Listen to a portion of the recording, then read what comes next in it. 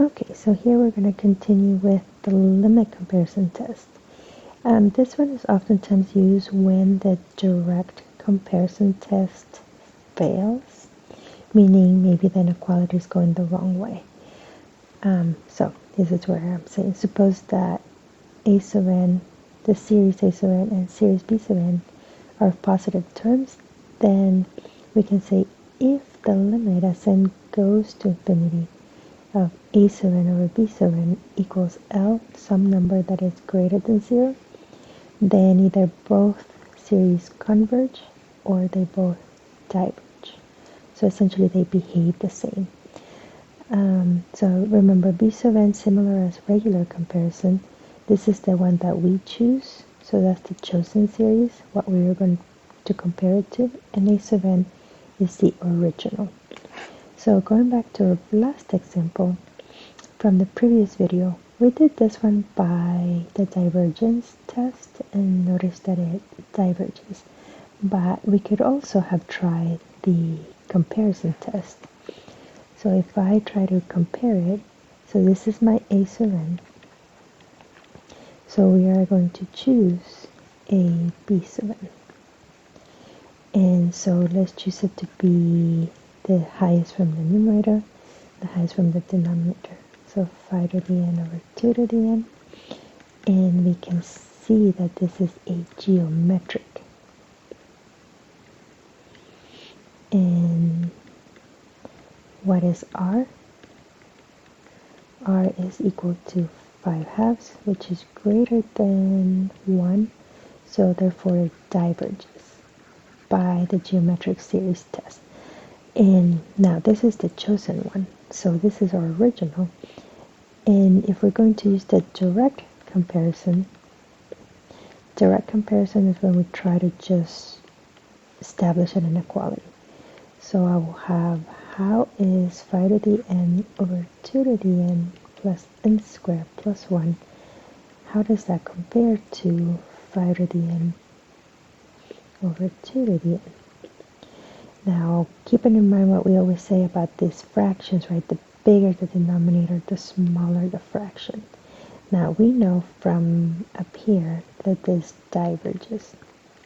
What does it mean to diverge again? The sum is infinite. It doesn't go to a number. It doesn't equal a number. Now here, notice that these are plus n squared plus 1, so this denominator is larger.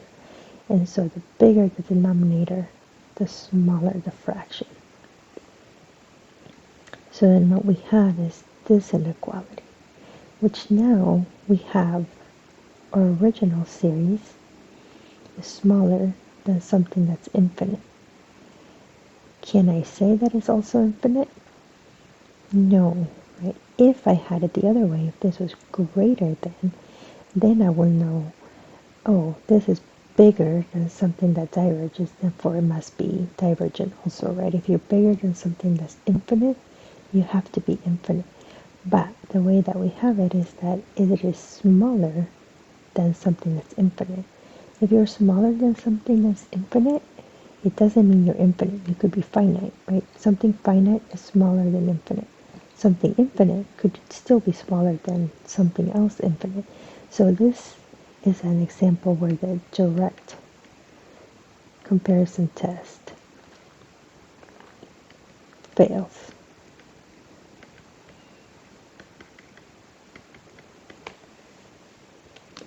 Now again, just to emphasize about these tests, when a test fails, it doesn't mean that the series diverges. It just means you cannot use that test, so you have to move on to another test. So we are going to move on to the limit comparison test. And so what the limit comparison test is, if I take my original divided by the chosen one and take the limit as n goes to infinity, if I get a number, then they both converge or they both diverge. I already know my comparison one, the one that I've chosen, diverges. So in our case, if the limit is a number, they're both going to diverge. And you might remember this when we did the improper integrals.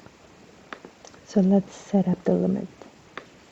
So the limit as n goes to infinity of a sub n, my original one, so 5 to the n over 2 to the n plus n squared plus 1 divided by my chosen one. My chosen one is 5 to the n over 2 to the n. Now this limit looks a little wonky, so let's simplify it. So the limit as n goes to infinity, 5 to the n over 2 to the n plus n squared plus 1. When I divide by a fraction, it's the same thing as multiplying by the reciprocal of that fraction. So this is what I get. And so what is this limit? In the numerator, we're going to have 5 to the n times 2 to the n over, on the bottom, we have 5 to the n times 2 to the n plus distributing that 5 to the n in. As n goes to infinity, we look at the highest term. So here, notice the highest in the numerator is just 5 to the n times 2 to the n, which we could combine to say 10 to the n. We can extrapolate that n and properties of exponents, right? As long as it's multiplication, I can do this.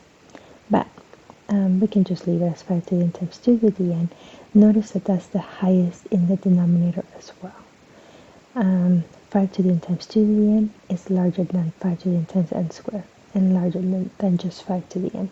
So we're going to focus on the leading ones. So we're focusing on this.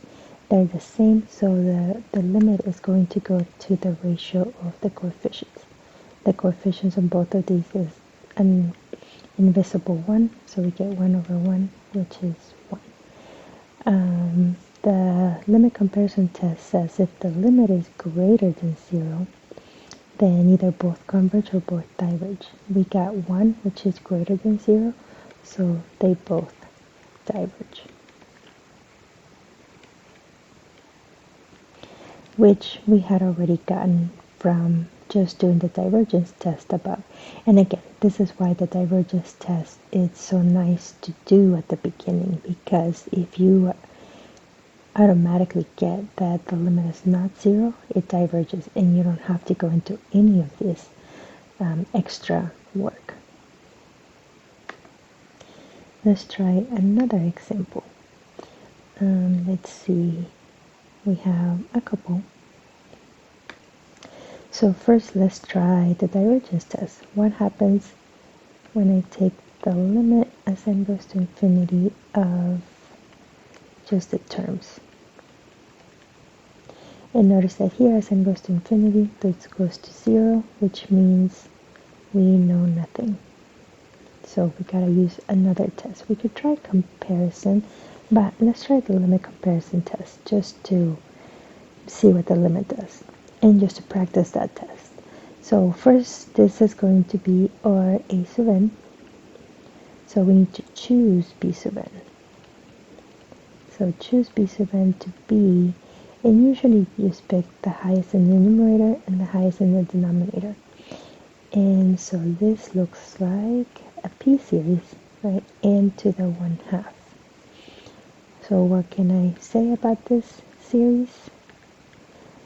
I know p is 1/2, which is less than 1, so this may be a good time to have all of our series conditions handy. So for a p-series, if p is greater than 1, it converges.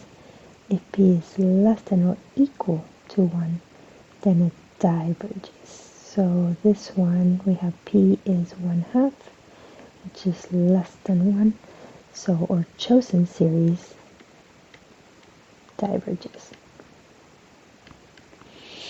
So if I was doing direct comparison test, we want inequality. We would want this to be larger than the chosen one, but notice I already have my denominator here is going to be bigger. So the bigger the denominator, the smaller the fraction. So we don't want that. So this is a perfect candidate then for limit comparison test. So we're going to say the limit as n goes to infinity of a sub n over b sub n. let's do our denominator flipping trick. So when I divide by a fraction, right, I'm dividing by 3 over root n. It's the same thing as multiplying by the reciprocal of that. So here I can actually get rid of those 3's since those are just constants. So limit as n goes to infinity of root n on the numerator over root n plus 8. As n goes to infinity, same degree, so that's going to go to the ratio of the coefficients. We have those invisible ones again. Had I not canceled out the 3's, this would have been 3's, and so it would have gone to 3 over 3, or in this case 1 over 1, which is 1, which is greater than 0. So they both diverge, right? My chosen one diverge, excuse me. So I can say, therefore, 3 over root n plus 8 from n equals 1 to infinity diverges by the limit comparison test. That's the abbreviation for limit comparison test. Now for this next one, I did say this is an interesting example, mainly because we have that ln in there. So let's see, it's harder to choose what to compare it to when you have a natural log. But as always, let's try the divergence test first. As n goes to infinity, ln of n over n squared plus 1. What does this do? Well, this is going to go to 0. N squared grows larger than natural log of n. So as n goes to infinity, this is going to go to 0. Which means we know nothing from the divergence test. Right? The divergence test only tells us if the limit is not 0, then the series diverges. Nothing, which we can say the test fails, really. When a test fails, that just means find another test. And this series is not geometric, it's not p-series. Kind of looks, as soon as I see that I have like an n square here, this kind of looks like a p-series, except that it has a lot of other stuff. That means it's likely a good candidate for comparison. Same here, right? This one is like, oh, this kind of looks like 1 over n to the 1/2. So that means I can compare it to that. This one, oh, this looks like 5 to the n over 2 to the n. So that can compare it to a geometric series. So if there's extra stuff, that's okay. That just means it's a good candidate for comparison if you take the highest in the numerator and the highest in the denominator and you're getting a geometric or a p-series, right? Something that we can tell by just looking at it. Okay, so what do we compare this to? When we were doing improper integrals, I had given you a little number line. ln of n is the slowest. I think at that time I had called that x, but here I'm going to use n's. ln of n is the slowest growing function, so it's smaller than root n, is smaller than n, smaller than n squared, and so on, right? And I can go the other way with the square root, cube root, fourth root, and all of those. So the natural log is just really the slowest function. If you were to graph them, so if you go to Desmos and graph all of these, like y equals ln x, y equals the square root of x, y equals x squared, you'll see how the ln of n is always just smaller than anything, which is helpful for comparing, right? So this is our a sub n. So let's choose b sub n to b, and so we essentially have, that's an n square here, so we have probably not an n square, because that might not be helpful. So n or root n, what do we think? It doesn't really matter. Let's try n and see what happens. And unfortunately, this is sort of the part of comparison that it seems a bit of guess and checking, because if you compare it to the wrong thing, the test might fail and then we have to do it all over again with a different chosen series. So let's choose b sub n to be the series n over n squared. Right, and I'm choosing n because I'm essentially saying the ln of n is less than n based on this number line. It is also, notice, less than the square root of n, so I could have chosen either one. Let's see what happens here. So this is the series 1 over n, which is a p-series with p equals to 1, so it diverges. And so now, let's see, can I use regular comparison? No, because this diverges. So regular comparison will say ln of n and n squared plus 1, right? This plus is kind of messing us up because when I compare it, I actually get this, that is going to be smaller.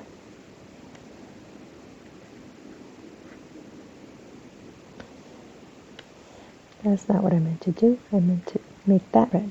So we get that it's smaller, right? The ln of n is smaller than n, and n squared plus 1 is bigger than n squared. So the bigger the denominator, the smaller the fraction. So this doesn't help us, right? Because this thing here, we just saw that this diverges. So we're in that situation where we're smaller than something that diverges. So test fails. So I still don't know what the original does. So let's try the limit comparison test. So for the limit comparison test, we're going to say the limit as n goes to infinity of my a sub n divided by my b sub n. So b sub n is a fraction. So let me do this. Already shortening the steps. So limit as n goes to infinity of, we're going to have n squared ln of n over n cubed plus n. So here, notice that because ln of n is smaller than n squared ln of n is going to be smaller than n cubed. So the denominator here is going to grow much faster than that. So this limit is actually 0. And that's not good, because for the limit comparison, it tells us that our limit has to be greater than 0. And so here we got our limit is 0. So this will be an example of where the limit comparison test fails.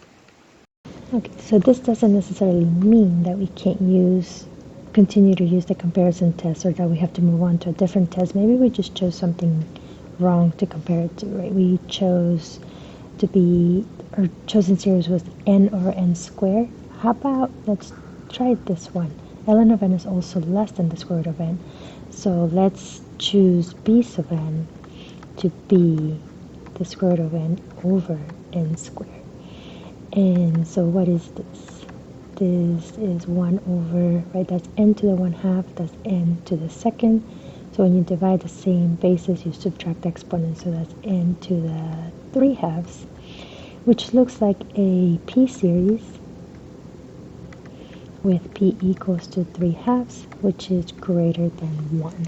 And so this is where it might be handy to have your conditions for tests. Let's see, where is our p-series? So p-series, we know it converges when p is greater than 1 and diverges when p is less than or equal to 1. And so in this case, we have p is equal to 3/2, which is greater than 1. So our chosen series, b sub n, converges by the p-test, by p-series test. And now the question is, notice that up here, our inequality was less than, but I was comparing to a series that diverge, so that direct comparison test fails. Here, I think we're still going to have the same situation where we have a less than, right? Our original series is the ln of n over n squared plus 1, and we want to compare it to our new chosen series, the square root of n over n squared. And notice that the ln of n we know is smaller than root n. That's what we established here. The natural log of n is smaller than the square root of n, so the numerators are smaller.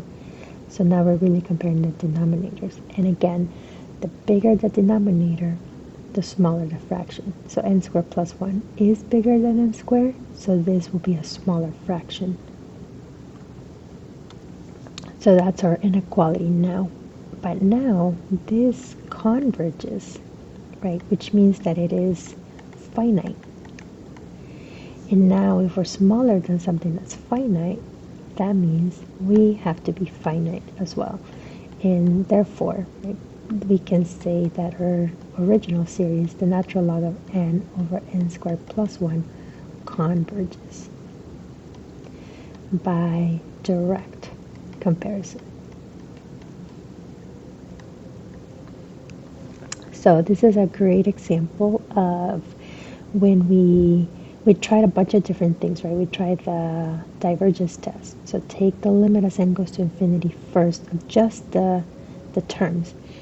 In this case, we got that the limit is 0, so we know nothing, means the divergence test fails.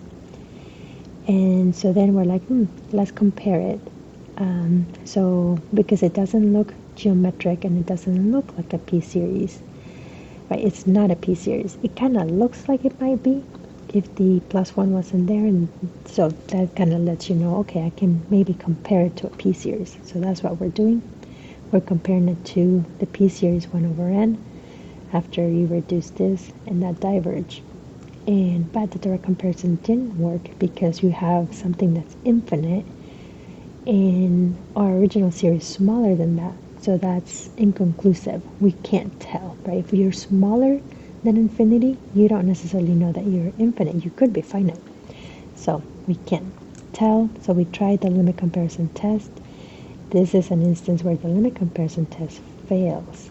And so that just means, okay, let's go back to the drawing table. What else can I compare it to? This number line is handy because the ln of n, you can really compare it to anything. And depending what you compare it to, some things will fail, but then something along the way will work. So for our case, the square root of n worked. And that, in this case, we were able to set up a direct inequality, and so we can say that our series converges by the comparison test. Alright, I'll stop this video here, and then we'll move on to the alternating series test.